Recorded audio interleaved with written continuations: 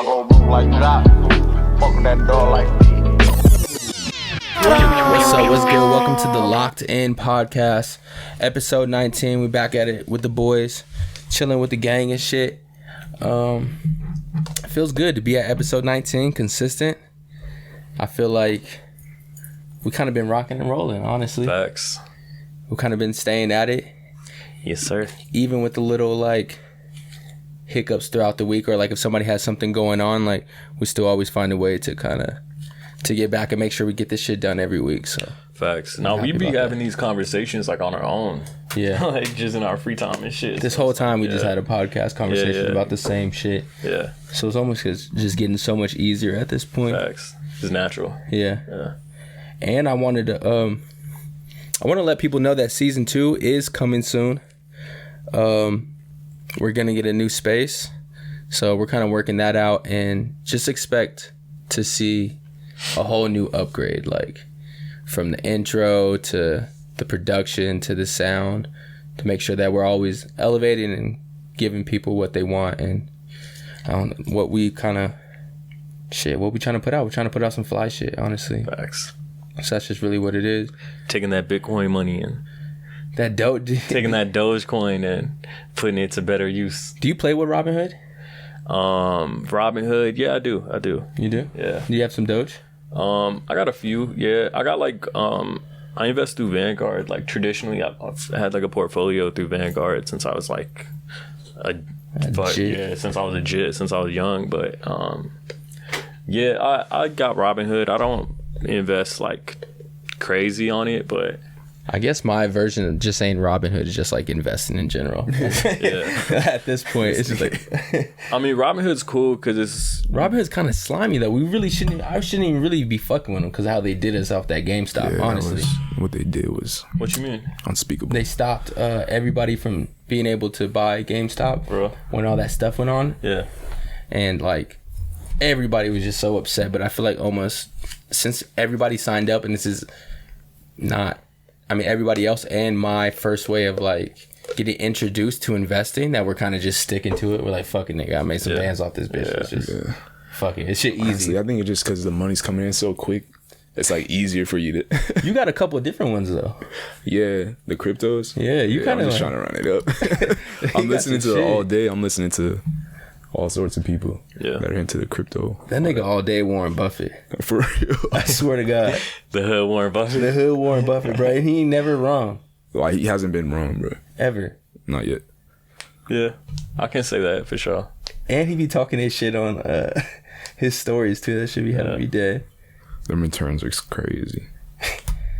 But these niggas is weirdos. If you're not investing, I was like, bro. damn, I'm like, bro, who are you talking about? Yeah, I mean, shout out all day. He's definitely like he's been putting his money in the right places for sure, and like he definitely researches it. But like this whole like stock market shit is like a very, very deep rooted thing. Like that, you know, people go to school for a long ass time to actually like analyze the shit. So it's like, you know, there's just a lot of intricacies to it. You know. But I mean, the information is out there now. Now it's just like, now it's in your hands. It used to be a lot harder before. This year's just been a weird year for stocks in general. Like, you know, we're kind of at the cusp of like this new, you know, this new dawn of like, you know, a new cryptocurrency, bro. Because all my stocks are going to shit. To be honest with you, and there's a new type of investor now. Like, you know. Marco was saying it's his first year. I think even Amir O'Day, they like, you know, they're new, like, you know, first year investors, like, and that's the case for a lot of people. So you know, you kind of just have this. I think bro been doing it for a minute though, huh? Yeah, even the way GameStop like you know went up, it was because of like a whole bunch of, you know, just like regular people getting together on Reddit. Exactly. You know, so it's like there's a disruption going on in the traditional system, which is cool to see, but it also, you know, it makes room for just a lot of, you know, possibly error. You know, there's we kind of just watching it change like day by day. I think the generation we live in is, we've seen so much change. I know you can say that about a lot of generations, but I mean, we went through all the .com eras. I think it's changing at a more rapid pace than ever. That's a good way to put it. Yep. Like this NFT shit, like, you know, it's still kind of weird to wrap my head around, but like we damn near just have to make, like, I just want to make one, like, even for the podcast. I just want to make one just to get my hands dirty. Yeah, I agree. But like sometimes I'm like, I want to make one that has some type of use. Yeah. I really want to see if they can do some type of like an NFT projector, where if you buy a piece of art, if there's a way where you can like project NFT, the 3D art, you get me? So that like actually you can have an NFT like playing on your wall at your house. Or there's actually a company rotating. of someone I know that my parents actually know that, like, they created like a pattern for this hologram for like a graveyard. Imagine that. Like A pattern for a graveyard? for like a gravestone. Oh, okay. But it's like a hologram of the person, like some Star Wars type thing. That would be crazy. Imagine that, but like an NFT, it just switches. Cause yeah, like That'd be hard. Bro, niggas would be pissing on it and shit. I'm saying, like, because I'm thinking of all the dead ops. It's like, you know how niggas been going crazy about the dead ops? That'd be wild. Niggas would be like performing next to their ops on their music videos. That'd be crazy. That's fucked up that my mind instantly thinks of that. Yeah, I'm Think of like, this graveyard. nigga too They're like, deep. what the fuck is this nigga talking about? Like all right, I'm just so like, I only listen to like street shit and like dead op niggas and shit. So it's like, that's bad. So like Banksy, for example, he put out his first NFT, and like I understand if you buy that NFT, you own it. It's kind of just a part of your portfolio, but like art traditionally is some shit that you're kind of supposed to like hang in your home, and you know, Right. You know, and like if they can find a way for NFTs to actually like be more tangible in a way, you know what I mean, where it's not just like in your storage, then I think that would be like that would be the future. Yeah. I was listening to what's his name, Gary V. Yeah. And he was talking about the NFTs, and he was just saying like it's just almost like your own digital stamp, just like how like your Instagram is like your digital stamp. It's just kind of like another version of that, another way to like brag, like kind of thing. Yeah, that's what I'm for thinking sure. too. Like, why not have a Banksy NFT? Be hard. That shit would just be hard. Just be like, yeah, I got this shit in my hard drive. Hey, what was you said you showed me that article about Basquiat and the NFT, and like if the owner of the NFT gets to destroy the artwork. Yeah, there's a drawing done by Basquiat that's going to be for sale as an NFT, and the owner can or the buyer of that drawing has the option to either get the original drawing with it, or he can have it destroyed. It's up to him. And I mean, the way I see it, the person's probably going to have it destroyed so that their NFT is the only form of it available. And, you know, I think They'll destroy the actual artwork. Well, he actually rather than opted out. NFT. Basquiat actually opted out of that, and like is not doing it no more because of The family. the foundation. Because they're like, why destroy his art? They're probably going to do it to someone else. But imagine, I don't even know if it's for sale through the Basquiat Foundation. Did you read up on it? And that No, that's I just read the headline that it was basically just non-available no more because of all like people weren't cool with the artwork just being destroyed like that, or being able to be destroyed. Wait, But, I mean, now you can do that with thinking about art, with regular art. You can destroy it. I mean, why would someone do that? But right? But remember, do y'all remember when that white dude who bought that Wu-Tang album? isn't it the pharmacy? Martin guy? Shkreli. Yeah, did he end up destroying it, or no? He kept it. He kept it. He was doing weird shit. He's not letting anyone listen to that shit. What happened? That nigga fell off. I mean, Niggas did not know. What do you mean fell off? Doesn't he own like half of the pharmacy industry or something like that? I don't know. Isn't he just like going to trial for like some other fucked up? I remember him going to trial for like some pharmaceutical shit. But I just brought him up just because I was like, I remember him buying that Wu-Tang thing, and it almost it feels like an NFT. In a way, it's way. very similar for sure. Everyone wants that, like something that someone else can't have. Right. Exactly. Yeah. So imagine if there's like an NFT that was like so cool, like you could actually 3D print that shit, or like I don't know. Yeah, I Only mean that that's one the person thing. could do it. It's what is it? A non-fungible token. So it's like that's in its root. That's like What it the is. point of an NFT is like it can't be duplicated or replicated or whatever. You know, there's only that many of whatever like available. Right. And it's exclusive. I was thinking about doing like, I've been looking into art dealing. I mentioned it a little bit, but I was like, maybe like NFT is like a good way for people to start doing it. Yeah, that's actually Get your hands dirty. That's a a good little bit idea. easier. Yeah. And it's like a little bit less too. I remember you was Streaming, talking but for about this. Art dealing is like one of the hardest professions to get into because it's like as just like someone who really, really studies not just artists but art dealers, like, you know, some of the biggest art dealers of our time, really, it only works if you live in a very big art hub city, and really you have to open up for it to. I mean, traditionally, how these art dealers become massively successful is that they'll discover artists early on who end up being, you know, prolific and successful. And so they, you know, they're responsible almost for... Who discovers the artist? My bad. These art dealers. Oh, okay. So what do you think about someone that's like Brian Giles? He's a good artist, but like in order for him to really go to the next level with his art, he has to get a good gallery to represent him or a good art dealer to represent him. So like I can say in the case of Basquiat, the first person who gave him a chance was an art dealer named Anina Nosé. And like she was good. She had a okay stable of artists behind her, but he really went to the next level when he, you know, showed with like Larry Gagosian, and when he showed with a art dealer named Mary Boone, who was like the queen of New York for art dealing at that time, and your price goes up as a result of that. Can it just be like, I feel like times change so much, bro. Like, can't you just be like an A&R? Like, can't you just like go to someone? I know it sounds crazy, but like if it's that easy, where, like, something? You know what I'm saying? Facilitate something. Like we can see this artist like growing, like insane, getting better. You know what I'm saying? That's like, and he might be, in my personal opinion, one of the coolest artists out. Like you even see other people like come up just off the internet, really, not even off the dealers. Yeah, but like you really don't go to the next level until you get a gallery show, like a good gallery show. Yeah, that like, might be true. It is 100%. Like in the case of Jalil Zinga, right? He used to be Stunner Man in the group The Pack. And now I've seen that. Yeah, he does art now. Now he's known as Jalil Zinga. He's like pretty successful. Yeah, he's good actually, and like he's starting to gain some success, and like the majority of that is from his online presence. But now he's looking at gallery representation, because like that's how your art really goes from like a couple thousand to like, you know, 50,000, 100,000, like to real substantial, you know. It's getting on by like a department, being represented by a well-known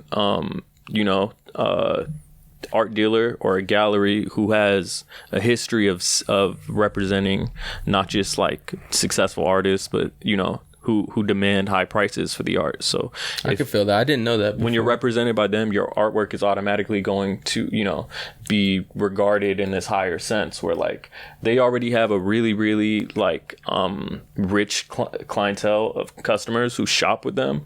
And for them, art is an investment. So like if you get represented by someone who has a, you know, a track record of success, these rich people will like, and you endorse somebody, these rich people are therefore like, whether they like the art or not, they'll buy it just simply because you stamped them right, as like you valid. said it's something good. So they assume that the price is, you know, going to go up over time. They assume that this artist is going to be big and, you know, get bigger and etc.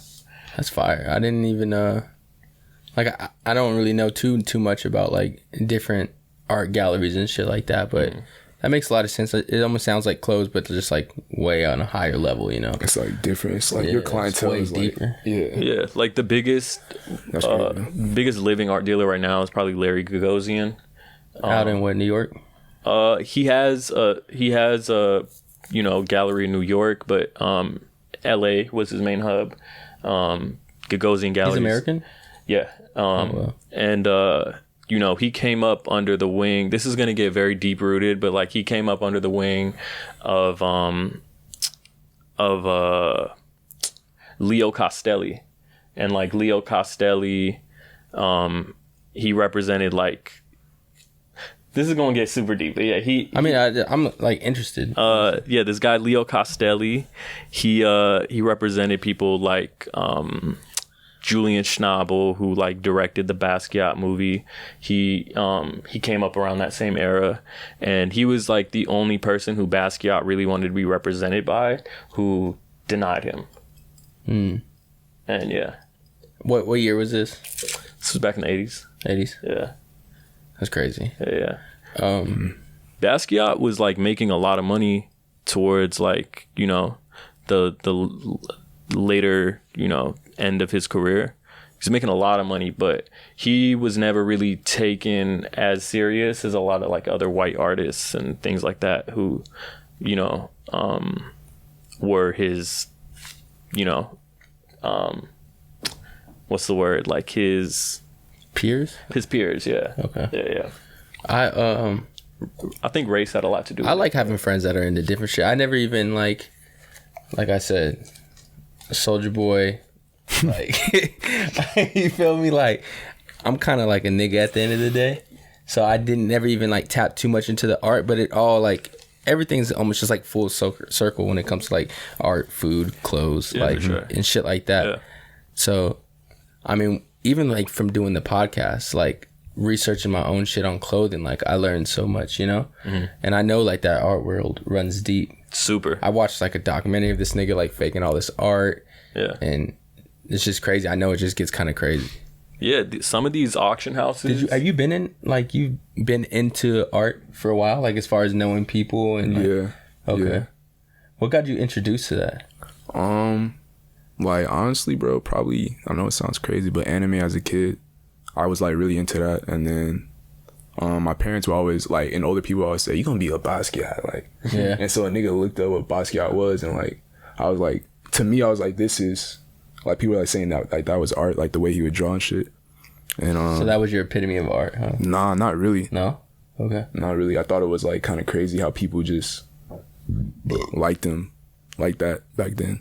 But then I didn't. And then the more I researched the story, and I was like, people didn't really like him until like he died type shit. Like they're more interested in like him as a person, persona, more than they were his art at first. For sure. And it was crazy. So yeah. Yeah. I've always been into like art heavily, but How'd you get introduced? Your pops or like? I Yeah. know they introduced like they I don't know. They collect art. You remember telling me? Yeah, my dad used to take me to museums when I was a kid, and that was like one of the like few things that like we actually really like bonded over. You know, enjoyed like doing together. We're very different, you know, in a lot of ways as far as like our interests, but art is like one of those commonalities where we could always like relate to each other on, and you know, have like really really deep conversations about like, you know, certain Picasso paintings or whatever and the history of them and etc. That's dope. Do you guys go back and forth about shit? All the time? Yeah, like we have there's a Picasso at the crib, and we always like talk about like, you know, the background of certain things. Usually a lot of pieces by prolific artists, they have like this super super deep history behind them, and you know, the history is almost just as important as the painting, you know, because it represents what they were trying to say. Like damn near is the painting, right? Yeah, like there's a painting by Picasso called Guernica, and like the one you have. No, Guernica is at the Museum of Modern Art. I think we just have like, he has a drawing, like a smaller work, but Guernica is like really really kind of like childlike in the way that it's done, but it's supposed to depict the city of Guernica in Spain being bombed during World War II, and like it was a gruesome event, and like but So it's almost like a playful way of that. Yeah, but there's like a very very deep story behind it. And you know, I was talking to a friend about this, how like now art isn't necessarily about how well you can do something. It has nothing to do with technical skill anymore. Art is all about how much can you make the viewer think, and how, you know, expansive of a dialogue can you create from like what it is that you make. You know, over time we've seen that like you have people like Michelangelo type of pieces don't exist anymore. You know what I mean? Like those were technically impeccable pieces, whether you look at his sculptures or, you know, the Sistine Chapel, like they're just remarkable. They're technically like flawless, but you don't have that anymore because it just doesn't sell. Like people don't care about that anymore. Now, as the art world has continued to go, it's all about like really just making the viewer think, kind of making people argue back and forth about like, you know, whether this is creating or isn't. some type of dialogue after the art piece is made, kind of thing. Yeah, or? so like in the 70s you had like Marcel Duchamp with like the, you know, he made like a urinal and put like Armut on it, and like it tore the art world in half, because half of the people were like, this is bullshit, and the other half were like, you don't get it, this is, you know, a compelling artist. Yeah, it creates dialogue. Or like you have people like Jeff Koons, right? Koons literally sold like vacuum cleaners at a certain point, and that was another thing. Yeah, they were actual vacuum cleaners. And somebody asked him in an interview, they're like, so how come, like, why is yours $500,000 when I can just go down the street and get a vacuum cleaner like from the store? And he's like, well, mine would come with a certificate of authentication from like Jeffrey, you know. And like it's about how much you can make people really think about it. Okay, so another question. Now you got the banana taped to the wall. You think the art form, like as far as like technique and shit, is dead? Definitely. It's more about the dialogue that it creates, like the banana duct taped to the wall, right?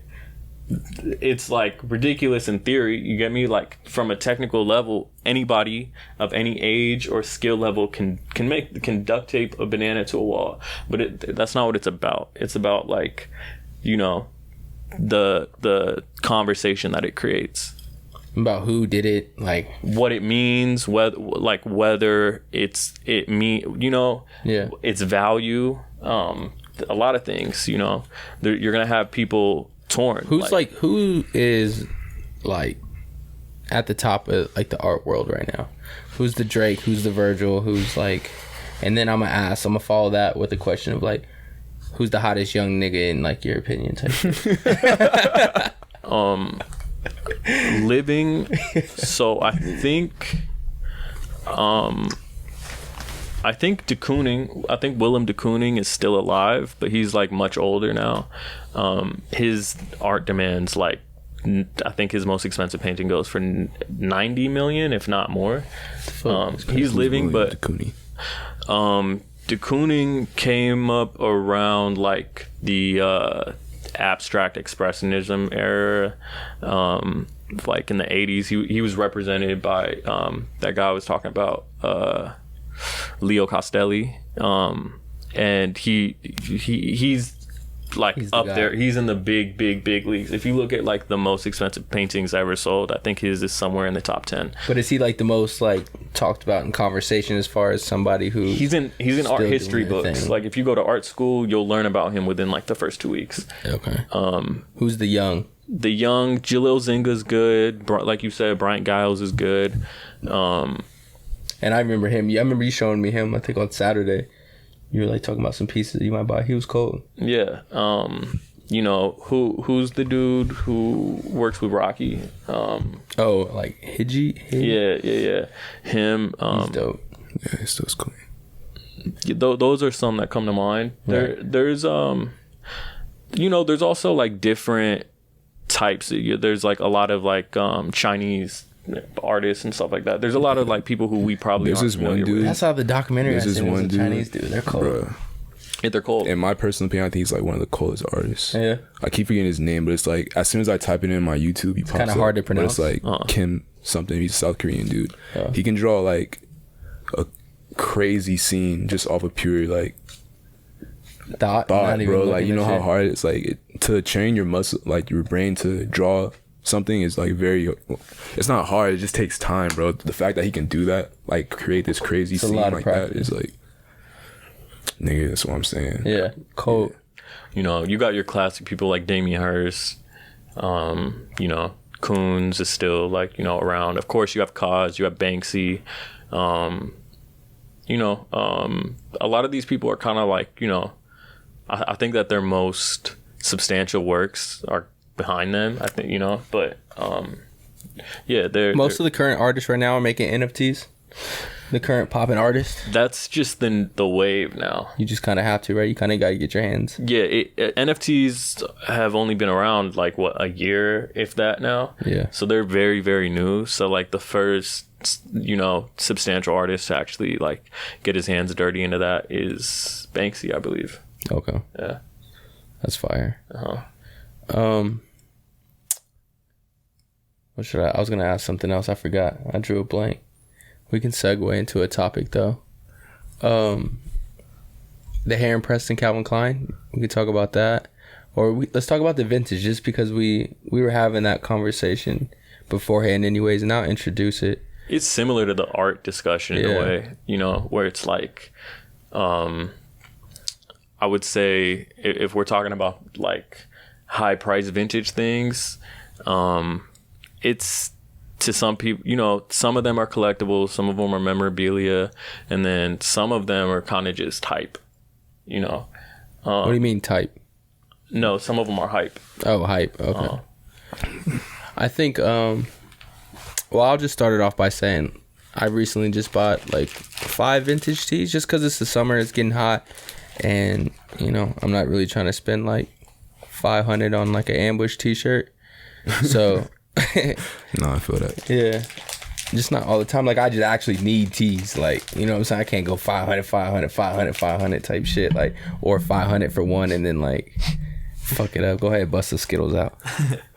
But, yeah, summertime, if you're just going to be sweating some shit out, like... You have one on today. I pointed out. Yeah, this is That's one of my how it favorite t-shirts. Started. You know, Amateur filmmaker. Amateur porn film. Basically. It's a real vintage. Yeah. Yes, sir, skis. But yeah, I think I paid maybe like $30 for this. Like, that's my favorite. But when I introduced this outside, you're like, we were talking about vintage, and then you said, well, we actually started off by talking about, because you texted me earlier this week saying like, yo, topic. Like, sometimes you'll just shoot me an idea and you're like, yo, like these fucking yellowed shoes, like dirty shoes, retro shoes is like the new wave. Like, we kind of just need to talk about that. Yeah, because sometimes I'll see certain trends in fashion. What inspired you at that moment, like, to text me that? I just kept seeing it. You know what I mean? Like, it was like the Margillas was kind of the peak. Like, we have all been seeing it for a long time. I feel like it's the peak. Yeah, I was gonna say, we've been knowing like it's the wave. The dirty Saint Laurent sneakers that have like Saint Laurent written on the side. Those came out a long time ago.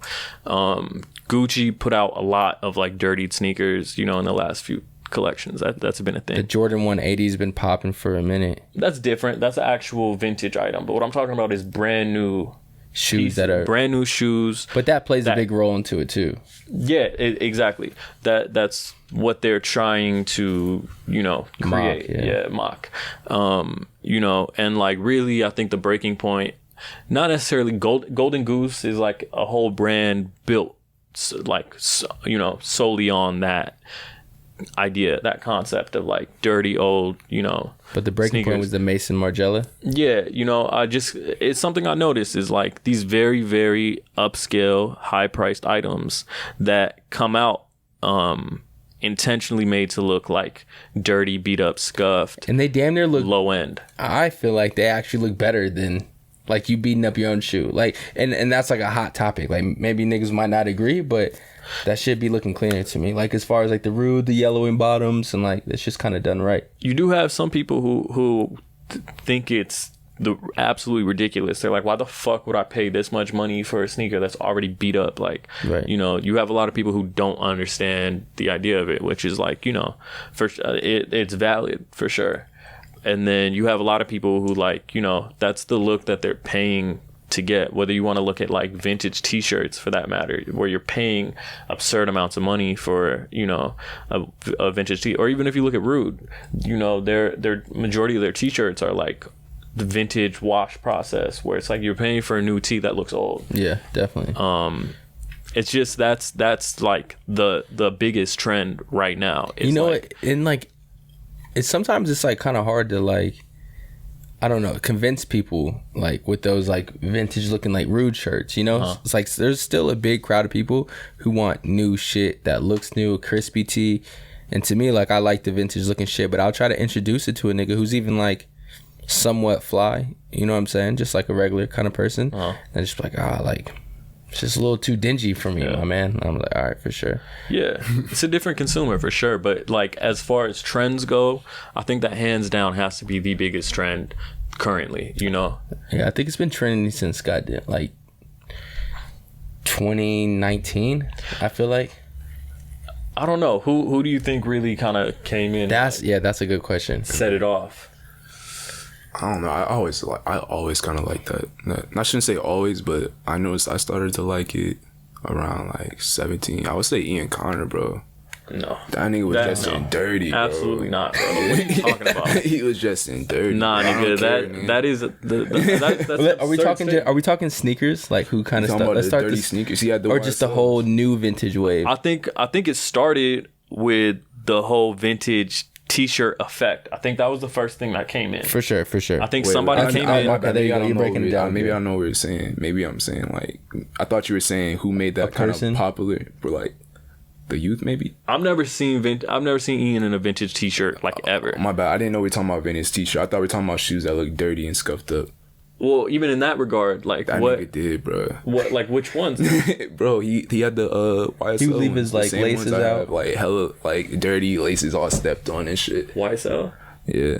But let's stay back because I think you are like onto something as far as like it was the vintage tees first, The right? We can dirty all ass agree. rigs. Yeah. It's- Like I'm not even trying to roast him. I'm just saying like that shit was cool. no, that Like, was him. I saw it would and I think thought that he shit would was say cool. that like So it's he like put- that's made what that I thought personally. I'm not saying that like everyone got it from him, but like how trends happen and like people don't notice it, bro. You got to plug a picture of that in this. I'll find it, bro. I think probably if I'm really thinking vintage deep tees, about which it, is like 2000 and what? 2000? I think what set it off and made it mainstream might have been Travis. Vintage. I remember You're talking around about t-shirts. I remember, yeah, I think that's where it started before it went into like this whole yellow sneaker thing, whatever. I think it really started with vintage tees, that being like, you know, you could go out to like any random club in LA or whatever, these like, you know, people who have never worn vintage in their life, who all of a sudden that's what they was looking for, you know. I think Travis around rodeo, you really saw What tee? What tee was he in wearing? a lot of those. You would see him in just different vintage t-shirts all the time, like Because there were some popular ones. Like I remember ones with like hella lightning bolts on them. Like I know that's like mad popular. you talking about the Metallica one? Yeah. Yeah, the Metallica, like that was, yeah. Kanye, I think, also was a part of Kanye it. I was think like if you want to talk about biggest the one, person who really started it amongst tastemakers, I'd probably give it to Cudi. But when Cudi was doing it, it still wasn't a mainstream thing Right. at all yet. You know, he influenced, I think, a lot. I think he influenced the tastemakers of, you know, the Travises, Kanye, the Travis, Kanyes, yeah, and then that's what Rockies. made it, yeah, the Rockies, and then that's what made it mainstream. And I think they'll all even give it up to Cudi for that too. Like, I really don't know exactly vintage. I told y'all like when I started getting into it, but like when people tell me about it that have been in it for a few years, apparently like vintage has always been like a thing, like for a minute, Forever. Right? yeah. amongst Maybe. who though? Like people that actually collect vintage items, like just kind of like how people collect, like we were saying, sewing machines or like weird things. Yeah, but like some it was a people- very, very like Niche. the most niche like clientele and crowd ever, bro. Like if you really want to talk about like the first person who's probably like that type of a consumer, Taz Arnold was doing like the old MCM shit and whatever. Like That's he, crazy. You know, I was just about to say. I thought you were gonna say Taz Arnold. yeah, Like, he definitely was, but he was a very abstract dresser. Like, you know, you either loved his style or you hated was his cold. style. Yeah, and it was usually the latter. But I will say, like, my first time really seeing like vintage tees done in an ill way was Cudi. You know, early on in his career, he would do Pink Floyd t-shirts and all this, and you know, bands that he really listened to, and he would do like the authentic, you know, t-shirt. Like he had Boston tees, he had like all kind of shit. And Not to segue off your thing. Yeah. Quick answer. Do you think Cudi gets the credit he deserves? yeah, Okay. amongst the people where it matters, for sure. Like if you ask people in the industry or like rappers who are popular today, like 90% They know of what's them up. tribute. I would say the Cudi. same. I think he does Yeah. get his credit. I was just curious. But like on a mainstream level, not necessarily. But you know, I don't think he's not really it for making mainstream that. music. Yeah. Okay. That was a quick one, real quick. I had to get off. But yeah, the first time I ever saw it done in an ill way was definitely Cudi, and then you really just saw it explode like in the last maybe 5 years, I would say. You know. Yeah. But it was the tees. Then what? It like niggas just really kind of kept rocking with the t-shirts, and almost like then it went to like when we're talking about like the Yeezy Fear God kind of collection. I feel like that could fall into that too, as far as like. Well, yeah, Fear of God was doing like reprints Yeah. of popular vintage t-shirts. That was definitely a thing. And then, you know, you saw it kind of move into an area where, like, I remember going to Barney's and you would see like Blondie tees, or you would see like, you know, it started becoming like a commodity in a way, you know, where like I almost feel like they're done. Like vintage tees are done, and I just bought 5, but like I feel like it's at a tail end. Like the shoes are still cool to be vintage, but as far as tees, like maybe I feel like the it's band tail tees, you're seeing less of the band t-shirts probably. Like, you know, because now it got to a point where you go to Urban Outfitters and whatever the fuck, and like they have reprinted vintage t-shirts there, you or know? just like sun dried t-shirts, different faded blanks. I think it's done. I think it's just more like The hype has died down, but now you're seeing it. I think them certain graphics to like be kind of real. what I he's think saying. it's just like whatever you fuck with. Like when I go look for vintage tees, like nigga, unless I really really want something like an Akira, like nigga, you're gonna have to pay that unless you just come across it. You're gonna have to pay that tag.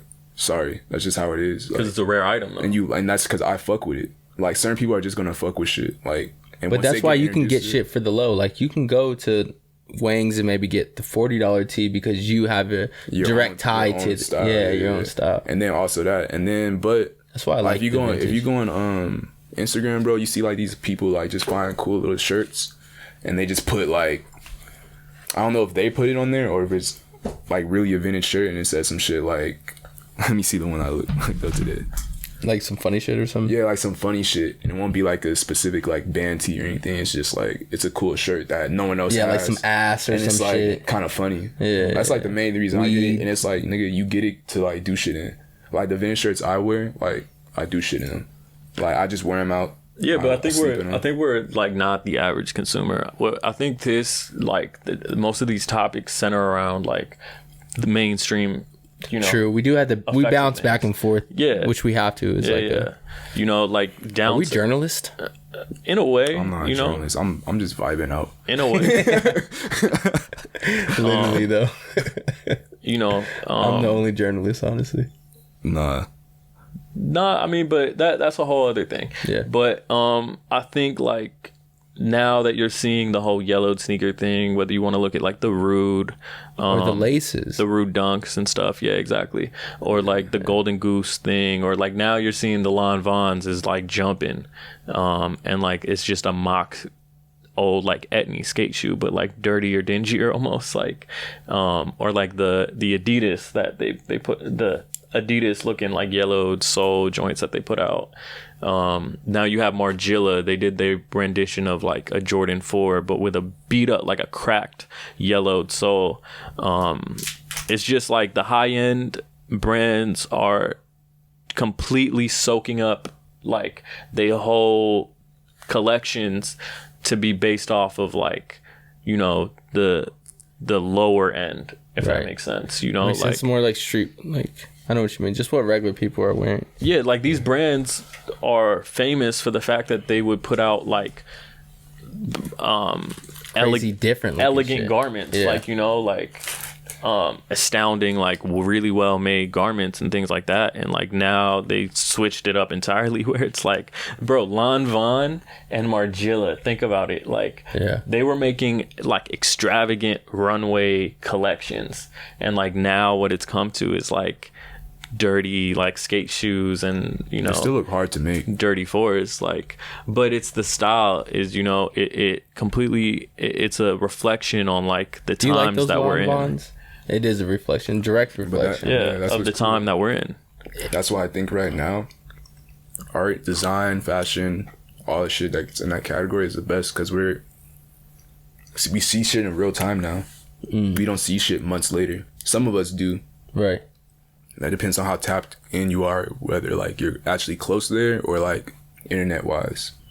Like, you feel me? You get what I'm saying, or am I not making sense? Like, I mean, maybe you can double back. Like, you mean we're Like- seeing stuff like right now, like somebody can make something and then post it, and then we're seeing it like we're seeing it real time. We're seeing everything, like what people like real time. Right. So like the designer, someone or could post a company- picture, everybody could like it or not like it. yeah. So the companies are seeing like, or designers seeing what's trendy or what people like, I'm not saying that you should think like this, but okay. some people think We're like more this. connected. And it's just like, exactly, it's easier to see, oh, okay, these kids or these adults or whatever like this. Let me make something like this. Right. You have very few like risk takers in this day and age though, so it's like, you know, the majority of things that you see become mainstream like are directly taken from like some, you know, the biggest influencers, you know, currently, whether it's like a Rocky or a Travis, whatever, you know, like a lot of these people are responsible for kind of like creating these trends. And you know, these upscale brands aren't dumb. They know, like, you know, if Travis is seen in some shit, it's probably gonna be sold out like, you know, the next day that picture is like put out, you know, on one of these fashion blogs. Or like, you know, Rocky, it's the same case. Like they are very much responsible for creating a lot of the trends. Exactly. And that's what's driving these prices out the For roof. sure. Yeah. How it should be. Yeah, that was how it should be. I like when the prices kind of go. Yeah, it's like Even, I mean, even if you want to look at like the other conversation that we have of like Heron Preston and Calvin Klein, I don't think Calvin Klein reached out to Heron Preston because they are like huge fans of his work. I think that they know Right, the it's the effect right amount of that clout, his name right amount has. of like they know he that is good. a collaboration with his name is going to drive in customers that they probably don't typically have. You don't think they have like at least a little bit of like they definitely brand do. identity to say, all right, Heron Preston goes great with Calvin Klein brand. They have to have some. They're not just going to hire like sicko Calvin Klein. Like, that's not like. If Sicko got to a point, I mean, Sicko is still very early on, right? I'm not talking down on sicko. I'm saying, bro, like the brand identity is not there. Like Heron Preston's clean. I think it cut, makes you feel me? it like makes it's a little clean. bit of Like sense. it makes sense. Like it's like an. They are essential not very like it doesn't not make sense, but at the same time, their brands are nothing alike. You know what I mean? Like, Right. All right, I get what you're I saying. think I think Virgil kind of kicked down the door for a lot of shit, honestly. that's a fact. Yeah. That goes without saying. You know, Virgil is like the you know, he's holding the torch for all this. I wish Heron Preston could have did more with the Calvin Klein, to be honest with you. I thought it was cool. Like, I thought the slippers were going to be in there. That was like the thing that I wanted the most. I didn't see them. But well, just real basic. it was minimal. that's really what it was. Minimal. Like essentials, like my Calvin Klein type shit. Like So it was, the tanks were kind of cool. The jeans were cool for women. I wasn't for sure. I wasn't mad at it at Tees. all. I think it would have been more ridiculous if he came out and was doing graphic shit and et cetera, like big you know, ass t-shirts. Yeah, they kept it Calvin Klein. They kept the Yeah, it roots was of more Calvin, Calvin Klein. with his Then- color palette and like his workwear Exactly, type yeah. look, Oh, his orange. the browns and all that. yeah. I thought they did a pretty good job, but like even Calvin Klein reaching out to like Raf Simons for that time where he was designing for him. Oh shit. Hey, keep going. Even that time that Raf Simons was designing for Calvin Klein, like their brands didn't necessarily like align. You know what I mean? I think it was just like they knew that having Raf design for them was gonna like, you know, drive in a brand new customer base that they desperately needed at that time. That makes sense. And sometimes it seems like sometimes it's just kind of fun, you know? Like, I mean, the Raf Simons Prada shit now, like, maybe that doesn't, like, look perfect if you compare them on paper, but it's fun. Like, it's a good idea. It's like, why not? Let's try something for this season. Let's do something different. You're lit. I'm lit, bitch. Let's get lit. In But this, Raf Simons probably makes sense. it does. But what I will say is, like, in this day and age, you're only as popping as your head designer, as who you appoint, you know? Like, who's there determines everything, you know? That's why, like, you have people breaking their necks. Instead of giving, like, new... How much do you think these people are getting paid? Like, how does that work? Like, okay, you're going to go, I want you to design for me. Is it a check that gets cut at you're first? probably given a salary. Salary? Yeah, you're probably given You're probably a right, big yeah. salary to just be like head of designs, you know, or like head creative director, whatever. I want to check up front too. Yeah, crazy. I'm sure, but you know, they're driven by the bread to do it for sure. But it's just weird the climate that we're in right now, where it's like all these high end brands who have been around since like, you know, almost as early as fashion started, are like scrambling to just like get some type of a name behind their shit. You know what I mean? Like, That's Yeah. cool. It should is cool. it It's should fun. be that way. Like nigga, like the artist is the one that controls it. Like it shouldn't be like just the monogram that well, controls. I don't agree. Designer, you feel me? There Like, were a lot of these people didn't go to design school, and I don't think that necessarily determines like how you know a good designer from a bad designer, but it plays a role. You know what I mean? Like, I mean, now who I didn't wasn't go? even saying that. I'm like, there's like learning in general is going to make anyone better, and practice is going to make anyone better. for sure. But what I'm saying is the artist, bro, compared to the company. Like some people, they look at a company like Gucci and they're like, man, I want some Gucci because it got that monogram and some bullshit. And they're not thinking about the artist and the story that they're telling behind the collection or this, that, and the other, whatever.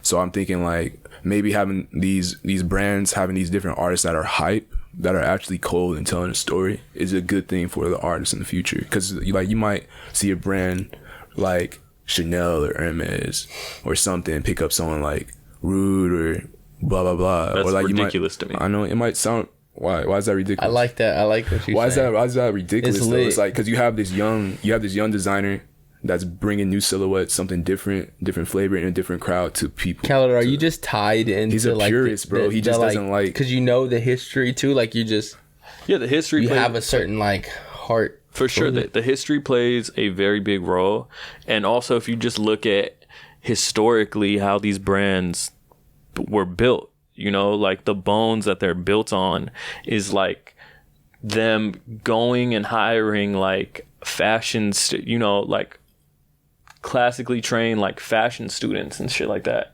to, you know, intern and then eventually like and then become like a you know, a designer, like a part of the design team if they were, you know, lucky enough, or like if they, you know, if they worked hard enough, they would like slowly work up the ranks and then like eventually maybe become like, you know, a part of the head design team or whatever. And like they would get the littest person out of the school. This is what I would say. I like that concept because I would love to do it. You would love to do that for someone and intern on them and this, that, and the other. But don't you think it's far more impressive for a company like Louis Vuitton to look at another man create his own house in a sense, like his own brand, bring and them like on. bring his own hype and this, that, and the other?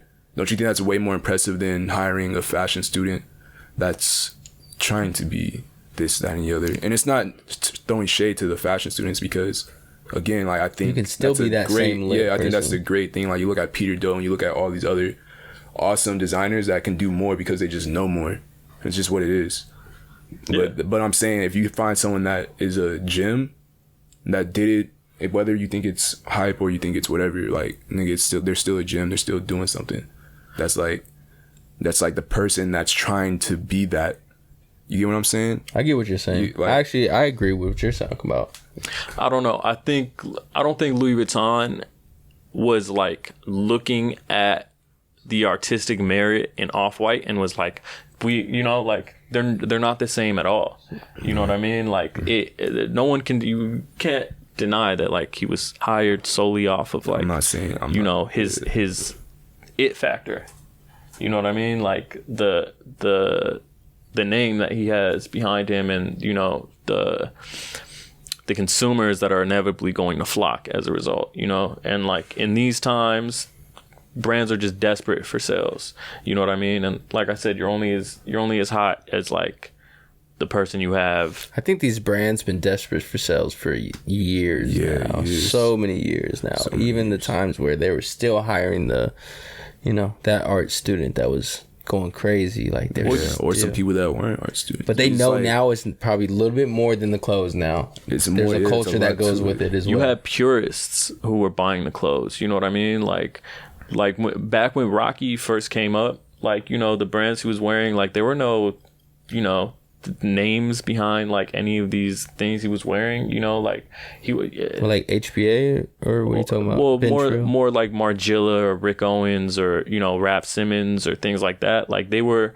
just in love with the actual like pieces that were coming out, you know what I mean? And like now if you have somebody, if you have someone like, if you look at like someone like Gunna, for example, right, like who, but it's easy to tell the difference between Lil those Babies people and things like that. Like, but this is the thing, they're spending their money at Louis Vuitton because of like the name and things like that are associated with it. It's not, people don't like fashion so much as they kind of just like being trendy, you know what I mean? For sure. I believe that's true. Part of the game, I was talking to you about how some dudes came in the shop.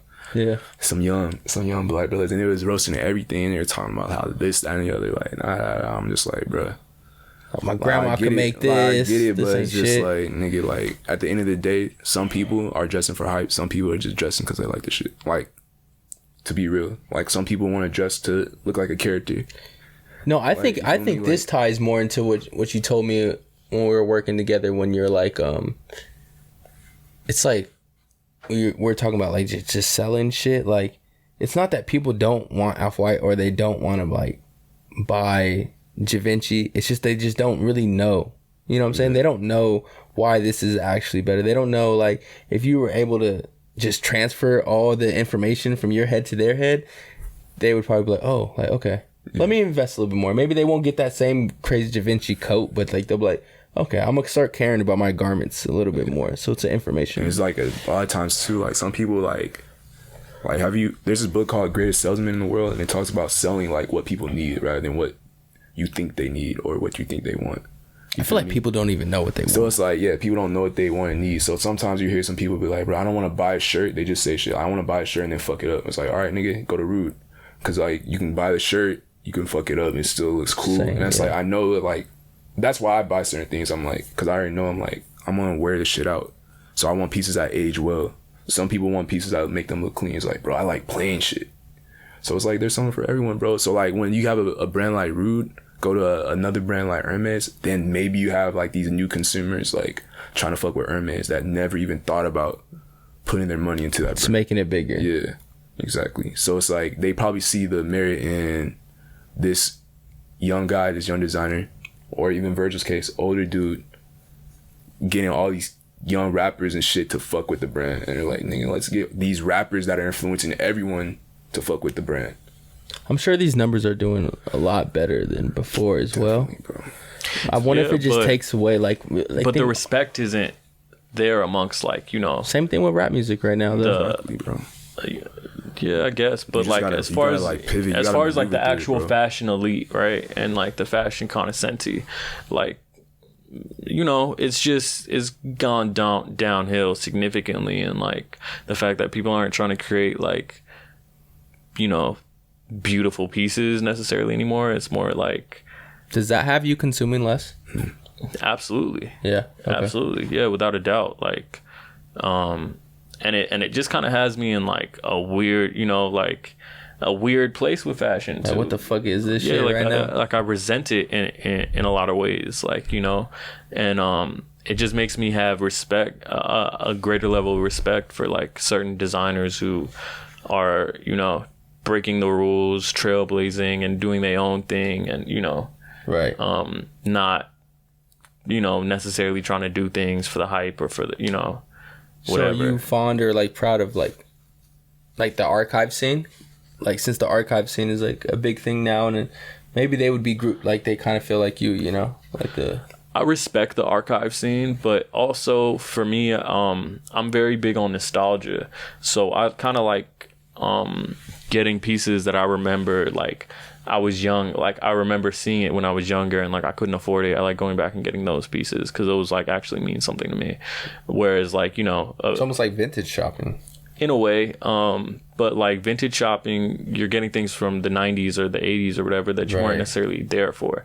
Me, I like the reason, yeah, like I remember the like the Yeezy ones, the Nike Yeezy ones, like, you know, those are one of my favorite shoes ever. I remember where I was when they came out. I remember like reading all these blog posts on them, and, you know, like shit was insane. I remember like making blog posts about them myself, and like, you know, prepping like to get those. And you know, I got school this week. They come out on a school day. Like, how the fuck am I, you know, people was camping out, how am I gonna get these? Like, really That plotting shit's to so get fire, some bro. shit. That shit was such a dream to me. I was just That's like crazy. on flight mode, just looking at it like, Yeah, exactly. damn, Like, that pink is cold. I really like going. I like getting those pieces, you know, because they have like a sincere like, you know, a memory like resonates. No, you had a within them whole to- like moment with You had these a pieces, actual- you know? yeah, like, big there's a experience. story. You have they- school tomorrow. exactly. You're like, fuck. Yeah, All right, those really mean something to me. That's tight. That's know? tight.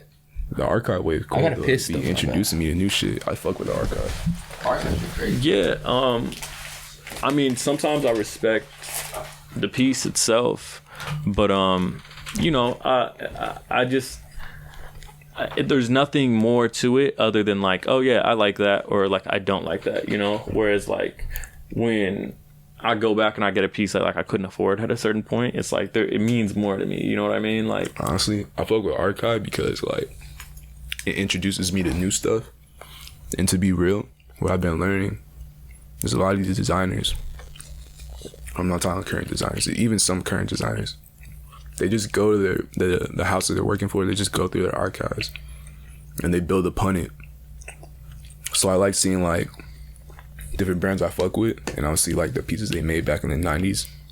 I'm like, damn, this shit crazy. Like, niggas could be doing this right now, or you can take inspiration from it right now, rather than. yeah, that's definitely one way of looking at it. Or you got to think like these people who are responsible for like making these like new innovative things, you know, they weren't going through archive, like the archives we're looking at. Mm-hmm. They weren't going through archive books themselves, you know what I mean? Some like, of them were. yeah, but Some like of them the were majority creating. of the time, Some of them were creating like new and unique things. But exactly, that's what I'm talking about. And like I don't think that's necessarily like what a lot of designers do anymore. You know, like most designers are kind of just rehashing things that, you know, they like and have seen before, and like, you know, that's cool. But I just have like a very high level of respect for people who is kind of like really trying to create something new, bring something brand new to the table, so that maybe one day another kid, maybe in like 2050, someone might be looking through that archive as like, what do you think about their this? instrument? I think as the world gets more connected in general, like more people are going to be trying shit, so which oversaturates like the market. But you're always going to find like the coldest are still always going to prevail. Yeah, the codes are always. It's almost like, especially with art, For we're dealing whatever with reason, any they're art cold. form. For some reason, the coldest always will last. That's what people don't understand. Whatever reason they're cold too, it's like someone's always gonna have a reason as to why Michael Jordan's cold or why LeBron's cold. Whatever reason that nigga's cold, bro, they are cold, bro. It sucks. Like whatever reason Virgil's cold, that nigga's cold.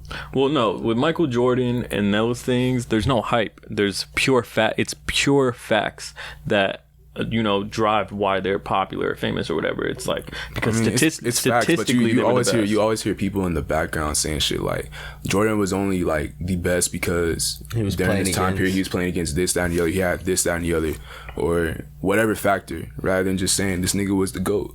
Or like Well, he was the nonetheless, greatest of these his time people, period, their you feel me? Or he did some statistics. shit. I disagree in the fact that there's statistics that hold up that argument. You get what Do I you mean? think numbers are the best stats? When it comes to Yes, a sport, for sure. So yeah. what are you talking about money? But Ooh. it's different. No, it's different because those sales are being driven by a different thing. You know what I mean? It's not like they're necessarily like there's no art- gauge. can't just go make a 3-point type alright, shit. There's no pause. gauge in the fashion world This is what I'm to trying be to like, say, you bro. know, this person was This is what I'm trying to say, bro. the best. We're You talking know, about it's all two different subjective. things. We're talking about two exactly. We're talking about one, the art form, and we're talking about two, the business. So if you're looking at as a whole, bro, you're looking at a business. Like these houses like Louis Vuitton, nigga, they're not trying to get some guy that might be cold as fuck. Like they're not trying to get him and put him on Louis Vuitton and then like they don't not sell anything. They want people that sell things, bro. Like Louis Vuitton is always going to have that name. So I think as a house like that, Yeah, but they're there's a way time litter period- now, though. Yeah, I'd agree with that. Yeah, but I think as a house like that where you already have a big name and people are going to shop with you regardless of who's there, I think like you should be trying to like tap the in envelope. with like the new, I tap agree in with with that, like bro, the, but these really, really, really creative like designers who, slave away in fashion school and things like that. And like, I agree with you. They should do that. instead of just like taking the easy route and being like, oh, this name equals sales, let's do that, or another house, this name equals sales, let's do that, like. Yeah. There's But just, you know how, like you were saying, there's how more hard it is to, artistic Wait, isn't it integrity like in to me? I almost like it's so bad. I compare everything to like rap music and shit. It's almost like a feature. Like, all right, let me get this feature for 2 years with Virgil, and then I might hop into my other bag. Yeah, and I for can hop sure. into another bag. they might just get some cold artists, Yeah. for sure, but some like, cold designer that probably don't even know what type. usually there's not really like artistic integrity in that, in my Right. opinion. You know what I mean? Like, Who's some young niggas right now, or not young, but just people that you like? so what I'll say is like some examples that I think are dope are like, Peter Doe is definitely a good one. Even if you look at Gucci hiring Alessandro, like Alessandro didn't come from some big fashion house. He didn't have a name associated with him. They just like up. they believed in him, and he like did so much for their brand, and that was just kind of off the strength of like his own capabilities. Like they just, they trusted that he could guide the brand in the right direction. I love to see that. His name wasn't bringing any customers in. It was his work. Right. That's pretty true. Or even like if you look at Balenciaga, slightly like, he had to prove he developed Vetements first. Vetements got a name, and then like they reached out to him to take over the direction of Balenciaga. That's a cool thing, because it's not necessarily like, most people don't know who Demna is unless you're like a hardcore fan, but like they trusted him to just like, take over the brand and take over the direction. He's actually like a classically trained designer who like went to a great school for it. And Vetements and Balenciaga are almost like, there's like this to me. They almost look the same. well, they didn't before he came. Yeah. Like now, of course, But for sure Off-White they and do. Louis Vuitton doesn't look the same to me. They're not, and it doesn't make sense to me. You know what I mean? Like, it's almost like seeing like, it's like if like Young Nudie were to come out with a song with like, I like how you fucking- could talk about this and then mention Young Nudie. like John Mayer or something. You know what I mean? Like, Kind of hard. That'd be tight. in theory, sure, but Yeah, I like, know what you mean. it doesn't necessarily mesh. Right. You know what I'm talking about? Like, that's why I actually do kind of like to see a collaboration like Gucci and Balenciaga, because those make sense. You know what I mean? Like, they're two very, very comparable brands. They have extensive brand history. They have a very similar customer base. They have for a long time. Like, that's a fusion that makes sense. They do You know have what a I mean? similar customer base. Yeah, like if what is it, like the fusion dance, or like the Pantera earrings and shit, like Yeah. that can happen with a brand like Gucci and Balenciaga. But like, Supreme and Louis Vuitton, like that shit doesn't make any fucking sense at all. It's like, y'all are literally just, fucking reaching, like, Just making shit. yeah, desperate, bro. Like, just trying to, like, y'all are just going where the hype is, and I don't have any respect for that personally. Like, Okay. that, No, I feel you. I feel what you're Honestly, saying. bro, I get you. yeah. Obviously, if you get Drake on a feature, you're going to have like the hottest song, like clearly. But like an artist who is like, oh no, I like this person who doesn't necessarily have like a crazy fan base that's gonna rush over and like, Okay. but we can make better music. I personally, I find more merit in that, and I can respect that way more. Like, y'all are trying to make art, y'all are trying to make the best art that you can, not driving as many sales as you can. But there's a lot of artists, bro. There's so many artists in the world right now, and we're getting introduced with so much stuff that like I feel like sometimes these companies, they're obviously driven by numbers and they're driven by clout, which drives numbers. So it's like they're gonna do what's best for the company, but then that doesn't mean they're gonna do what's best for like the art. But clout is like a recent phenomena. You know what I'm talking about? Like, especially in fashion. Like, think so? I think clout's specifically been in forever, fashion. bro. No, because before a certain point, let's say before 2010, people weren't necessarily because fashion was such a Niche. yeah, it was very, very niche. Like now it's just exploded into mainstream, but like it was very much like people who really liked fashion and appreciated fashion and followed these collections and stuff like that. They were like very, very hardcore like fashion consumers and They'll like make blogs and shit. the type They'll shit, go to right? Fashion Week. And That shit just got yeah, so watch big, it. bro. They did get really big. And like so big. yeah, and like half the people now don't know what the fuck they're even looking at. They're But you know what that going- I means just now, feel like though? you That means just more gotta like money what for you- everybody, for all of us, right It here. just means This you gotta three. like what you like, bro. You have to Sure. like what you like. That's honestly what it comes down to. Like, there's gonna be so many people that go through all these phases, and they're gonna realize they're putting their money in trends, and they're gonna be like, you know what, fuck it. I'm gonna put my bread in like what I actually like, and then that's when you're gonna have like these brands that actually have cult followings. Like it should be. It shouldn't be like I'm gonna buy Off-White because Off-White's fashion. Like, you feel me? It should be, I'm gonna buy this because I like this. Like, nigga, if you like Doc Martens, buy Doc Martens. If you like a Bass Pro hat, nigga, buy a Bass Pro hat. But Yeah. that shit, it's for you. It doesn't mean it's for me. Like, you feel me? But Yeah. you get what I'm saying, bro? Like, For sure. like it's just a broader audience. That's how it's supposed to be with anything, bro. Like, you don't want to conceal that. Well, nah, because look, fashion's turned into a thing where it's like you have to wear this to be cool, almost. Like even if you go to like any high school or maybe even It's like middle definitely school in America, it's like at the kids at the lunch table, instead of trading Pokemon cards or whatever the fuck, they're like talking about the new like Adidas Yeezys, or they're talking about this or that. You know, like they're very much like kids are more influenced by. To be hype honest, than it wasn't like anything that else. when I was in school. No, it wasn't like that for any of us, but like now it You is. don't think so? It wasn't like in school, like you didn't. Not at you all, weren't bro. hyped Niggas were about lame that. as fuck, bro. No, About we're all shoes? around the same age, and like There's honestly a it lot was- of people it was who can't abstract. can't have this conversation. Sneakers were a bro. bit different, but it was Jordans, Oh, Nike. yeah. Like it, we know what was like a thing. You know what I mean?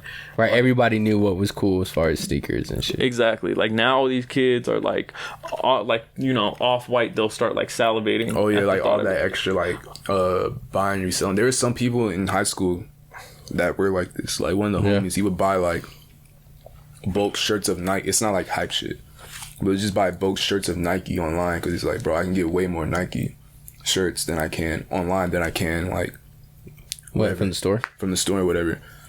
Same thing with other pieces too.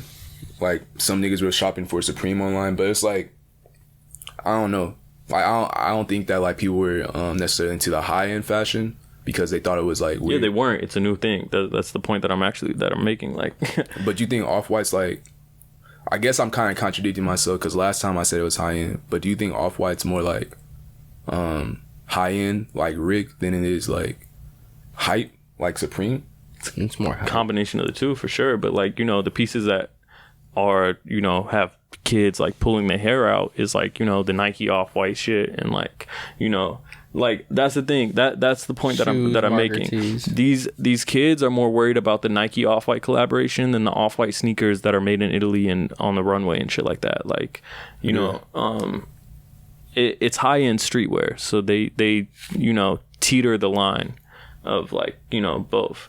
And the kids usually they're kind of just more interested in like what is gonna make them like popular, what's gonna make them look cool, to, you know, like that's all they're concerned about. They're not like, that's all they're concerned about, and like that shit's just corny to me personally. And that's where fashion is gotten to, and that's why like so much of this fashion shit is just so OD corny to me. Like, you know, you even did the whole like Chrome Hearts doesn't make your dick bigger. Like that shit is like, these people found out about Chrome Hearts like 2 years ago. This brand is so old, bro. And it's Yeah.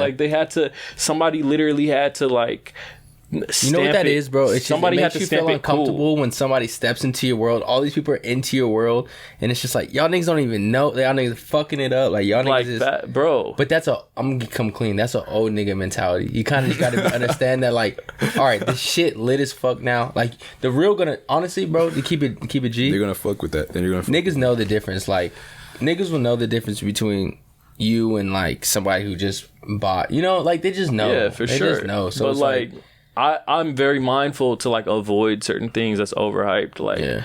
like I like those L'Enfant sneakers, but like there's see, are you almost scared to buy them because they're so hyped? because they're so hyped. Like I just don't. That's almost, it's fucking with So your that's head. kind of now. like the opposite. They've What been fashion ruined. niggas should be They've been doing. ruined. You No, know what they I mean? haven't been Like, ruined. You like them. You like them? Go get You them. like nigga. them. Get on there. You feel that? I know Y'all it's make weird. a I know what point. you mean. Y'all It's make weird. a point, but it's also like, you know, Because you don't want to get caught wearing that shit. like, look, I'll wear. I have a few box logo pieces. Like, you know, I'll wear. seen you wear some. Yeah, I'll wear it, but it's like, you know, I don't know. I know what you Honestly, mean, bro. though. I know what you mean. It's just, it really is like people coming into like some shit that you really know and you really live this shit, and it's just like, all right, man. You know what I'm saying? Like, remember I it's had just shitty every time. I remember I had a box logo tee on, and I got into a car accident, knock on wood, and I ended up at like Burger King waiting for like, you know, AAA to come and do all that shit, and like the dude behind the counter at Burger King was like, "Oh, sick Supreme shirt," and like, you know, that's just like, to me, that's kind of where I felt I was like, you know. Like, yeah, maybe he is one of those people from, like, you know, the early 2000s who, like, knew about the brand. But, like, You know he more wasn't. likely than not, yeah, it was just someone who was like, I know that. That's cool, you know. That shit fucked your day up Yeah. even more. Nah, not necessarily, but it's just, like, it reassured me of, like, oh, shit, you can go anywhere. Literally, and it was, like, it was, like, in the middle of nowhere, too, type shit. And it's, like, you can literally go anywhere and, like, you know. They know, like, it's They just know. like, yeah. It's So common. It's just like, I think it's everybody I has one, basically. If You have like, you have moms that'll come into the shop and like they go straight to the Off-White and they're like, oh, Off-White, oh, like Yeah. they don't like, I know what you mean. there's a don't- name, they don't they know the appreciate the name, they know the name. They don't appreciate the art form of fashion. Most people don't. That's and the it's thing. like, yes, That's why it's, so it's fucked like up. it's like that, It's bro. like- But that's what happens when you turn an art form to a business.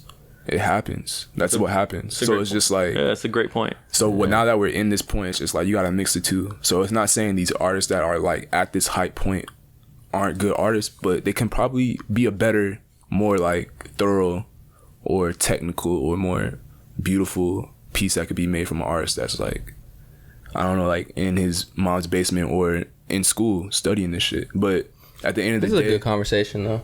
money, it's fucked up. We're on planet Earth. Money makes the world go round. Yeah, And sorry, feelings don't. It's fucked for up. sure, for But it's sure. like, if you want to do that, that's why you have artists that create feelings that are in those positions. Like, Okay, yeah, well, just this is creating a good feeling. segue. So everybody's like, more people are into fashion now. The kids, everybody. So it has, like, Yachty dropped some nail paint. It's not nail polish, some nail paint. And like, men are now opening up to painting their nails. I've never painted my nails, but like, I mean, I wouldn't be mad if I like put a smiley face or like something cool on like another one. I probably wouldn't like deck all 10 fingers out, but like throw a little something on there. Like, how do you feel about that? Like, I even watched an interview where Travis said like he thinks it's cool that like if he can make like a makeup brand for men. Yeah, it is cool. That I was gonna say, like, yeah, I just never saw myself, like, you gotta know yourself, right? Know what you like, and like, you know, some people think it's sick, right? And I've seen it look tight too, but it's just like, personally, I don't know, it's just not necessarily for me. Just straight on it. But I, like we was talking about on the last podcast, like, you need trailblazers. You need people who are going to like knock down certain social norms and kind of just make it cool for the next like generation to just do whatever the fuck they want. You know what I mean? Agree. And not feel weird about it, not feel like they being judged about it. Like, you know, and it takes somebody with influence to knock that door down, you know, in most cases, you know. And it's cool anytime you could use your influence to kind of just help the next generation, like, just Be themselves. be themselves, not feel like insecure about certain shit. Like, you know, that's the best use of your power, in my opinion. It's crazy how like normal we can have this conversation about the nail paint, and let's say like if you were to bring this up on most other podcasts, that it's just like they're gonna bring the conversation up of like, is that gay or not, or like, should you let your kids, or just, you know, like they're like, Gay, bro. Yeah, but for us, it's just if like- you liking the same sex is gay. Like, Facts. Like, literally, that's I how was it gonna went. say, every yeah. time Exactly. someone says, there's like, only one bro, definition of like- gay, bro. It's like, it's if you like dudes, like, that's what being gay is. It's like, you know, you can do whatever the fuck you want, and like, that just doesn't matter. You know what I mean? Like, Like, nigga want to paint his but I nails, almost feel like I just feel like niggas painting their nails now. Like, maybe some people feel more comfortable with it, doing it, or maybe some people are doing it again for a trend. I personally would get like the clear. I think that shit looks clean. The clear. on your see, nails. I'm 'Cause I mean, actually to get straight your on the clear. nails done, bro. It's like sometimes I be looking at my hands like, bro, I really be working. Like, yeah, I see get it dirty buff, ass but I don't fingernails, never but do the I like clear it. polish. you want to do the clear? I think the clear looks kind of clean. No, the buff, you can get that bitch shiny anyways. But the buff goes away after like 3 days when you put your shit in the pocket. You know what I'm saying? I know what you mean. But I think that's cool too. But I don't know why it has to. I think it's just Lil Yachty branded, or what is it? No, it's specifically for his. males. It's his for males. It's like in a cylinder shape. It almost maybe looks like a lipstick kind of thing. And I think he's coming out with like a gray hue, black hue, white hue, just something like basic. The first drop is like the 27th. I think that goes along with his branding too, because like when he first came out, he was doing that one like where he was like in the movie theater and had like all the weird looking kids. Yeah, no, he came out as being different type shit, you know, like for sure. So I think that goes along with it. Do you think males will ever get into makeup? 110%. I heard niggas talking about it already. I see niggas. Have you seen the Beijing? You know what I'm talking about. Any barber knows what I'm talking about. Yeah, I know the Beijing. Nigga, you're damn near wearing makeup. What's the Beijing? Hey, that's true. Like it's you like know when niggas like will like line you up and then like they'll like spray the little extra shit to get your shit extra crispy. You're wearing makeup. That's makeup. So like okay, so you ever seen a nigga just get a fresh lineup and then like his shit is just too crispy? The barbers, there's Beijing, and then there's like some other techniques, but basically they just airbrush or paint it on like your line, like just darken your hair a little bit. Just kind of like how a girl would paint on her brush on some, you know what I'm saying? It's just what it is. It is that no, that is really good. Yes, and if you want to, and I'd be thinking about like, bro, if I had a blemish, I just had something to cover that shit up. I would do it. Why wouldn't I do that? Like, if you can just go like, like, what are you talking about? No, I agree for sure. Yeah, like we was talking about this last podcast too, like the eyeliner thing. Like, I personally, I think eyeliner's sick. Like, you know, I actually did talk about that. Yeah, too. if I knew how to put that shit on, I'd probably wear some eyeliner from time to time. Like, you can learn, bro. Go on YouTube. Yeah, I can see you wearing eyeliner too. Right. Yeah. Niggas really gonna be. Have you tried it? Come clean. Nah. No. Just cause like I don't know, I've never had eyeliner handy and shit like that. But I don't know. Next time I'm with some shorty, I might be like, "Hey, you got some eyeliner?" Yeah, just see what it is. Yeah, line me up. How you are, you'll just flick up anyways. Just flick up and like. Yeah. But send that to the pod. I personally, I think that shit is tight. Like, you know, and like you said, the blemish thing, bro. Like, if you can fuck it, like, bro, I got a fucking pimple. Do you have any tattoos? Nah. But like, I got a pimple the other day, and it's like, you know, you feel that kind of like, shit, I don't like this. You know what I mean? Like, and if you could cover that shit up, of course. Why like, not? Why wouldn't you? Yeah. Dip your little cotton ball or some shit like that.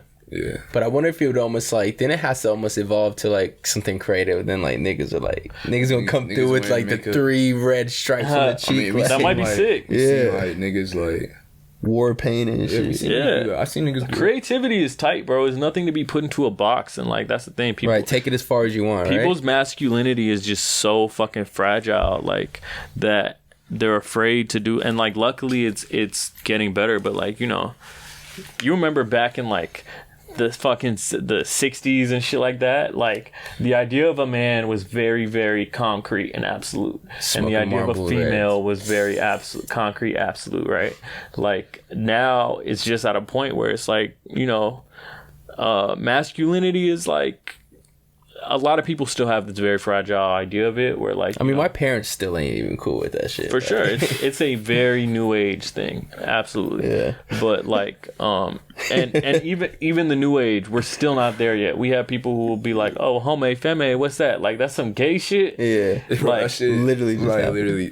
Yeah, and people are just like, they're not. A lot of people aren't comfortable with the, you know, the idea of someone maybe calling them gay or some shit like that. That's actually the like, recent, because I got sent that video that Amir sent me. As far as it was like basically like how to like, it was talking about the collection, like how to sell Off-White or whatever, and they were talking about the whole collection, and the collection is called Adam is Eve, and it's basically the first time they meshed the women's and men's collection together.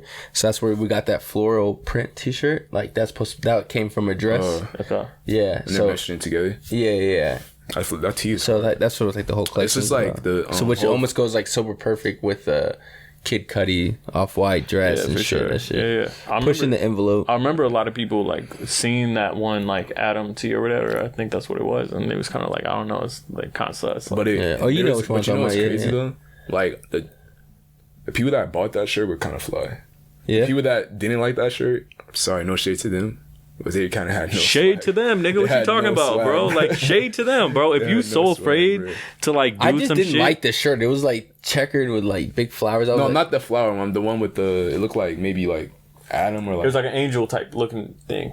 Huh? It was like a oil painting almost looking Yeah, thing. it was like maybe like David or Adam or something holding like some fruit. Yeah. And it That's was the like thing. he looked like super feminine. Yeah, And he was, yeah. Like saying like. oh, that's some like, weird shit. Yeah, I wouldn't I like. can't wear this. Niggas like hood. The customers we deal with, like he said today, we have a distinct, like different kind of customer. We got the It's hood diverse. It's niggas to diverse. the oldest. Like It's the most diverse it's sick though. customer It's base tight. ever. Like you have like those people, and you have like old men, like the old guy that buys a Stone Island, put them onto the Yeah, floor. I fuck with him. Yeah. Then you have like some, you know. I showed a hood nigga some Gallery Department flare jeans. He was like, this is like right after Lil Nas shit. He's like, you trying to get me on some Lil Nas shit? Like they'll get like the gayest thing and like just Bro, say it. my favorite customer and like my favorite consumer is people who come in and are open to everything. You know, They're down to try shit out. Yeah, no brand is off limits. They might end up copping anything from some Pleasures all the way to some Off-White. Like they'll to some Kid Super to like some Drees. Yeah. It's not like the name has absolutely no importance to them. They really just want to see some fly shit. They're open to suggestions. They're open to seeing whatever. Like that's my favorite type of, you know, I love that is the best consumer, and I also especially love when people are open to suggestions, like because we really don't be lying. Like we might tell like, bro, them jean shorts like kind of hard, like, oh, that shit looks actually hard on you. For sure. You see sometimes if you say a brand name, the eyes might light up, or like if you say some shit that they're not maybe familiar with, like they just don't care. But I love when people is just like, oh, like I never heard of that. What's that? Like, you know, like inform me type shit. Like, and I do like a lot of my homies is like that. Like at any given moment, they might have like the most random shit. It's never like one brand on. Like they're open and, you know, to like everything. Because they really genuinely like fashion. Those people, you know, for a fact, they just like clothes. Like, you know. Those are real fashion heads to me. Is people who is just like clothes, like, you know, just show me some fly shit that I think is cool, and like that's all I'm interested in. That's definitely like the real fashion heads. Yeah, the ones who just like this shit. My least favorite is the people who run to the Off-White section and is like, oh, that Off-White, like, you know, my least favorite is I'll go to the back. I'll go to the back. It's the only people I don't like. People that don't say anything when I say what's up. I'm like, nigga, I know you heard me. I don't like the niggas who like they're looking at the denim and they're like, I already like, or no, what was that one time? No, that one time when those nigga was like, he's like, when y'all gonna get them purples in? And I was like, bro, those are the purple jeans right there. He was like, oh, I already got all these. It's just like niggas who keep making excuses for this shit. That's totally off guard of what you were talking about, honestly. Yeah. So take that back, because I honestly hate when niggas do that, like go off guard, and that actually fucks up like making clips, because shit like that. But nonetheless, I mean, let's put it on a tail end here. What y'all think of Gucci Balenciaga? To be real, bro, I didn't even look at that shit. I wasn't even interested in it. I think it's gonna be a for sure grail. I mean, even the crazy monogram shit where it's just like, it's not actually a monogram, but where it says like Balenciaga and Gucci all over it. Like that's just I just think that cool. shit is sick. Like Yeah. those are the collaborations we need to see more of. Like, you know what I mean? I think a brand like Off-White, you should collaborate with your peers. Like a brand like Off-White, you should be collaborating with Heron Preston. It's kind of fucked up. Huh? Like, it's kind of fucked up. Nah, just like I was saying with like, I don't want to see a Young Nudie and John Mayer collaboration. That shit just doesn't make sense. You want to roll this code? That's like saying like Young Nudie's not worthy of John Mayer. They don't He's make really not, though. They don't make the same music And I like at shit all. What about Cardi? Huh? No, like that's the thing. I want to see like Nudie, Cardi, cool. That makes sense. What about Cardi, That's his John Mayer? peer. That just wouldn't make no. sense. Like, yeah, I might be interested in hearing what it sounds, but that shit just doesn't make sense. There's a Young Thug, You know what I mean? Elton John. Yeah, and that's shit- like that it's- doesn't make sense. And it's cool. Like it's cool No, that because makes sense. because he's able to like get that cosign, but at the same time, it doesn't make any sense. They don't make No, the I same think that music one does. whatsoever. I don't think Elton so. John picked out Thug. He picked the Yeah, he likes picked he those, likes yeah. Thug, yeah, but then that's cool. But like they don't make the same music like at all. But isn't art? It's like the whole thing is just to be expressed to any way you want. Maybe one day you wake up, I want to do a song with Young Thug. Yeah. I guess in that regard, sure, but like Same thing with fashion. you also want to do things that make sense. It's fine for you to like an artist. Let's not go off topic though. We're talking about the Gucci Balenciaga. That fits. Yeah, it's fine for you to like an artist. It's fine for you to like a designer, but Like a like couple. it's fine for you to like an artist. It's fine for you to like a designer, but like I think that you should do things that at the root of it like make sense. You know what I mean? I know what you mean. Just shit that looks like Gucci Balenciaga makes sense. Supreme Louis Vuitton makes zero sense. Like, something like Off-White Heron, that makes sense. Like, you know what I mean? You kind of got to... I think the Supreme Louis makes sense to me. It doesn't. I know what you mean, that because it's like high regard brand and like Supreme. It is literally a streetwear brand and like a age old, like they make no fucking sense. I know, but the times that we're living in, like, why don't you collab with Crooks and Castles at that point? Supreme was goddamn basically Louis Vuitton. Why don't you collab with like Crooks and Castles at that point? Because Crooks and Castles was not popping on never be. So they did it for the wrong reason. What do you mean? They did it because they're like, oh, look at this shit. This shit is like, it's crazy popping. They're basically like Louis Vuitton at that moment. Supreme was going crazy. They're at the height of their career. So like, yeah. So you do it for they did it for the hype. Let's make something like, let's make history. But did it make history? What? Are we not talking about on the podcast? Is it not going to be a grilled forever? What did it make history? The Louis Vuitton Supreme, like big history. You playing yourself out. That's probably like the first thing that kind of opened the doorway. Yeah, to all this shit. Really, to be real with you. That made it. Look at this. They're like, oh, look at this hype culture, this cryptocurrency type hype culture. But like, who owns it? You know what I mean? What do you mean? Who owns those pieces? Yeah, not people the coolest people, but some of the coolest people do own those cool pieces. People, yeah, that's what I'm saying. I see some cool people that have some shit from that collection. A lot of lames, but a lot of cool ass niggas too, though. A lot of people who have no idea, bro. Like, yeah, man, it comes with this shit, and that shit, like, I mean, why not? Damn that. Sometimes you like, smell that. You smell that cereal milk. Oh, it's cups of fire. But like, why not? Sometimes, like why not indulge in the hype thing sometimes? Because like. I don't want people to be a sheep, and like sometimes it's okay to just like shit, bro. Like you don't have to like. Yeah, but this is my thing. The thing should make sense. Do you get what I mean? Like, good. Like going back to it, Gucci and Balenciaga, it makes sense. You get what I mean? What if Virgil? Their brands are very similar. You don't even know Virgil's opened the doorway for you. He definitely did. He did. Absolutely. Like I know that he did. But so it makes sense, but this is my thing.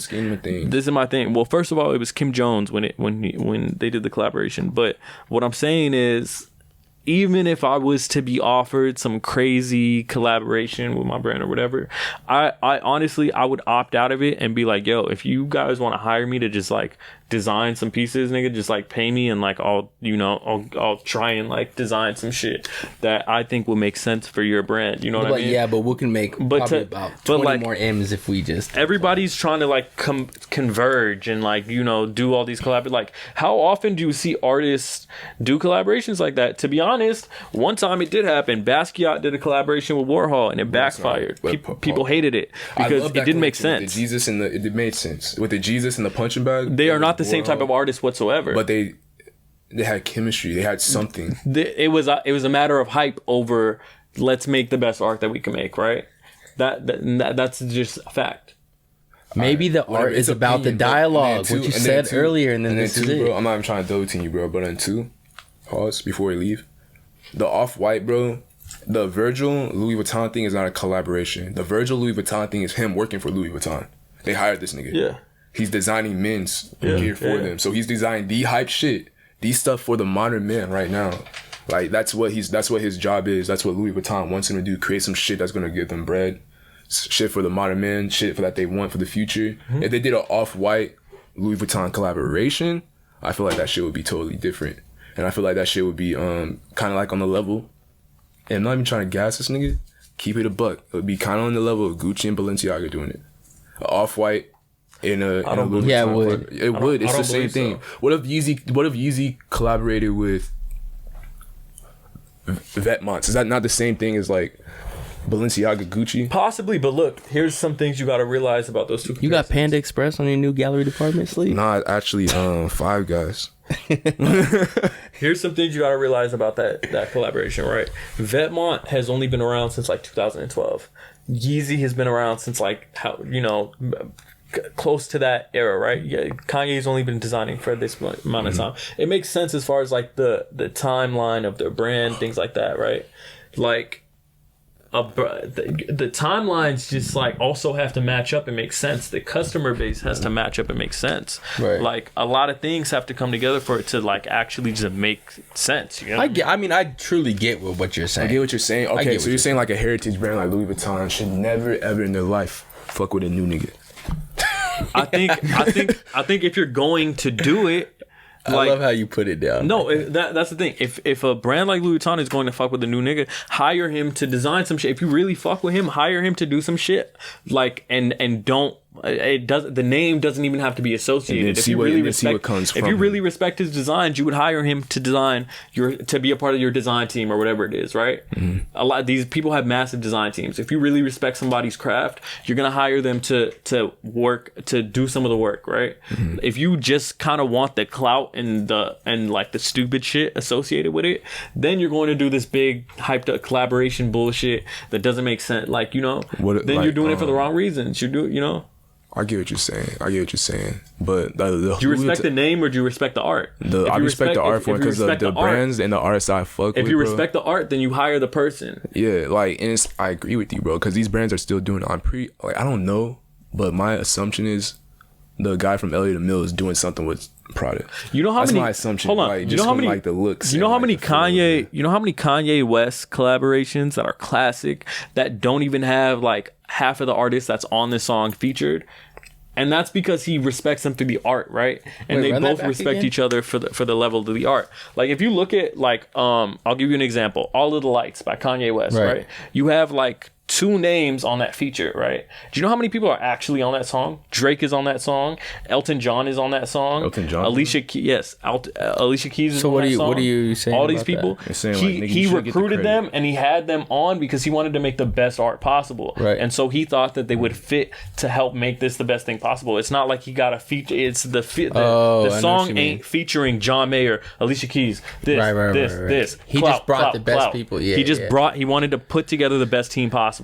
And like that when you're doing that, you're trying to make the best art possible. By all means, brother, that's not the same. That's not the same. I know. It is. No, it is the same. I mean, like, it is the same when what you're comparing it to. But I'm saying, like, the Louis Vuitton Supreme shit, I think we can all collectively agree that it's not the same. You're doing it for the hype. The Louis Vuitton shit. But it's almost like it's not, when you throw the word hype on it, it just makes it seem like a negative thing. But at the time, it makes sense because it's like, Louis Vuitton's the biggest, Louis Vuitton's just, they're always going to be there. And then the Supreme at the time was just like the biggest thing. Supreme makes streetwear. Maybe it's not the purest art kind of thing. Supreme makes streetwear. What business do they have? You want me to break it down, bro? What do you mean? Making like them saying this, we're collabing with the biggest hype streetwear brand ever, and we're like the biggest house ever. We're gonna collab with them. Just put a stamp on. They're opposites. Let's make history, brother. I know, bro. It's opposites, but it's that's like the best part. That's the coolest part. That's what makes the collaboration. Juxtaposition. That's what you're talking about, bro. Like, we gotta love this shit. It's some bullshit that I fuck with, and it's also that's some high end shit. Like, you're looking at Virgil, and I know people, like, a lot of purists don't like him for the whole design aspect for what he does, and like some things I think is kind of corny and whack too. But to keep it a buck with you, bro, his shit, like, niggas loved Off-White before he got to Louis Vuitton. It wasn't like Off-White wasn't that's why he got hired. Yes, bro, it makes sense. You have the biggest design house, and they're saying we want the most hype brand to make our men's collection. They're desperate for sales. They're always they might be. Sales. They might be. They probably they got hella real estate. They got hella. It's a matter of being desperate for sales, bro. You want as many sales as possible. For sure. You want your business to be at an optimal level. You don't really care about the art being at an optimal level, and that's the difference, Yeah, that's why niggas gotta be anti-fashion. Like, you gotta just really just fuck with what you want to fuck with. I agree with that, yeah, for sure. Because like, this shit's gonna go on forever, bro. It's probably gonna get worse. It's gonna get it's definitely gonna get worse. Like, they're just gonna multiply it. Like, so it's just like, you just gotta be anti-fashion. Fuck what you want to fuck with. Like, nigga, if you like Carhartt, nigga. Well, if that's the case, I'm about to quit this fucking podcast. That you don't fuck with fashion? I don't fuck with that shit no more, my nigga. All right then. Bro, fuck this shit. Bro, you got anything else you want to say? I don't fuck with this shit. I'm done with this shit. I'm finna go smoke Man, he weed and said, go figure "Fuck something else. fashion, I'm gonna get a 9 to 5 or something. Nigga, Doge is going up. Why the fuck am I doing this? I'm out. I love y'all. Doge is to the moon.